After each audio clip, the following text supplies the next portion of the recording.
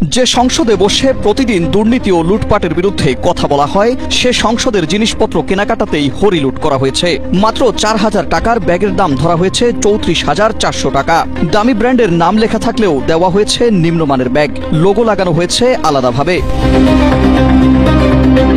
একইভাবে 3,000 টাকার কার্ড রিডারের দাম নেওয়া হয়েছে 21,500 টাকা। আর 3,38,000 টাকার ডিজিটাল স্টিল ডিএসএলআর ক্যামেরার বডির দাম নেওয়া হয়েছে 7,09,500 টাকা। এ ধরনের 4টি ক্যামেরার বডি কেনা হয়েছে 28,38,000 টাকায়। সব মিলিয়ে ছবি তোলার জন্য যে সেট কেনা হয়েছে তার জন্য সরকারের কাছ থেকে দাম নেওয়া হয়েছে 58,44,000 টাকা। প্রকৃতপক্ষে এসব আইটেমের দাম সব মিলিয়ে 20 লাখ টাকারও কম। দৈনিক বাংলাদেশ প্রতিদিনের এক প্রতিবেদনে উঠে এসেছে এমনই অবিশ্বাস্য লুটপাটের ঘটনা।